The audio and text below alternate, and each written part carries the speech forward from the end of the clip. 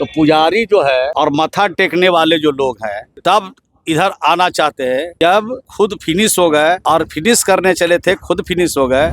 आज नीतीश कुमार जी की तारीफ कर रहे हैं तो जरूर उसमें कुछ बात होगी।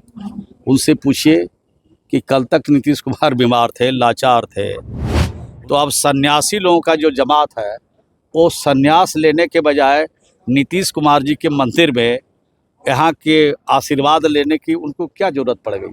तो इनसे तो हम लोग फिनिश नहीं हुए, इनको बिहार की जनता ने जरूर फिनिश कर दिया। तो फिनिश होने के बाद अब इधर क्यों माथा टेकने के लिए आ रहे हैं। मनोरमा ग्रुप, जो सोचता है वो करता है, आपके अपने सपनों का आशियाना। नमस्कार, आप हैं न्यूज़ फॉर नेशन पर। मैं आपके साथ अभिजीत सिंह। आरसीपी सिंह इन दिनों मुख्यमंत्री नीतीश कुमार पर सौंप दिख रहे हैं और अब ये खबरें चलने लगी है कि आरसीपी सिंह की वापसी है वो जदयू में होगा। लेकिन मंत्री श्रवण कुमार से सवाल पूछा जाता है तो वो सीधा सवाल पूछने लगते हैं कि अब वो क्यों आना चाहते हैं। वो तो नीतीश कुमार को फिनिश करने वाले थे, वो पहले बीजेपी में गए, फिर अपनी पार्टी बनाए और उसके बाद जिनके साथ गए वो नीतीश कुमार को फिनिश कर रहे थे। तो अब वो क्यों वापस आना चाहते हैं, उनकी महत्वाकांक्षा क्या है, इस तरह के सवाल पूछते हुए नजर आ रहे हैं। लेकिन उनसे ये भी सवाल किया गया श्रवण कुमार से कि आरसीपी सिंह बोल रहे हैं कि जदयू के जो नेता बोल रहे हैं कुछ सोच समझ के बोले। उस पर श्रवण कुमार काफी गुस्से में आ जाते हैं और कहते हैं कि श्रवण कुमार को कुछ बिगड़ने वाला नहीं है। क्या कुछ करें मंत्री श्रवण कुमार, पहले सुन की बातों को। सवाल उठाने वाले नीतीश कुमार अब अच्छे लगने लगे, दिख रहे हैं, संभावनाएं कुछ दिखती है? नहीं, हमने तो अपनी बात रखी है।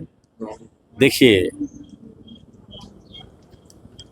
पता नहीं नफरत क्यों फैलता है।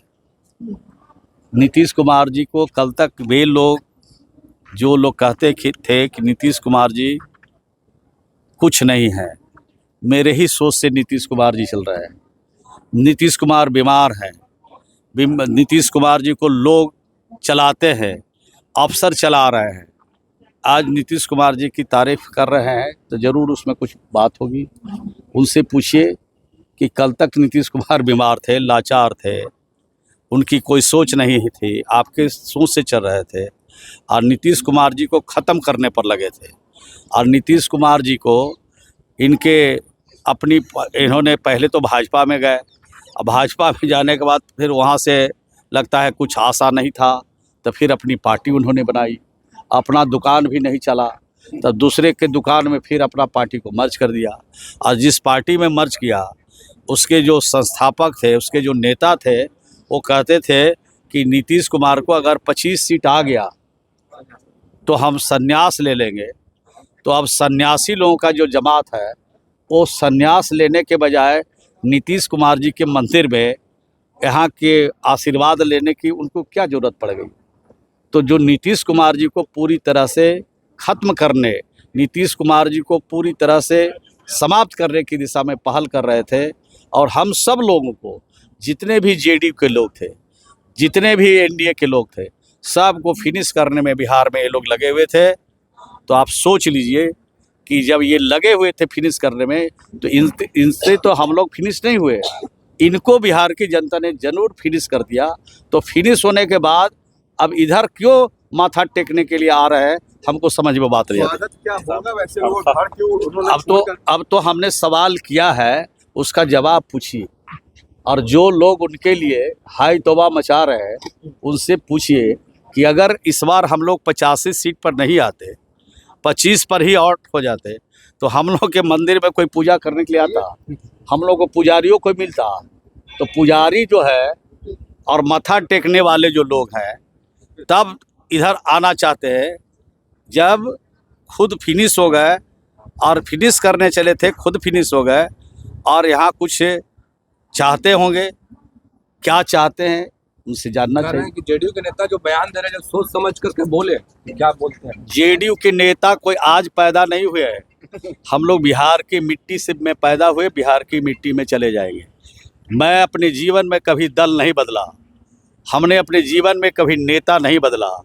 बिहार के विकास से, बिहार की तरक्की से, बिहार के अमन से और बिहार में नफरत करने वालों से कभी हमने प्यार नहीं किया, तरक्की की बात किया।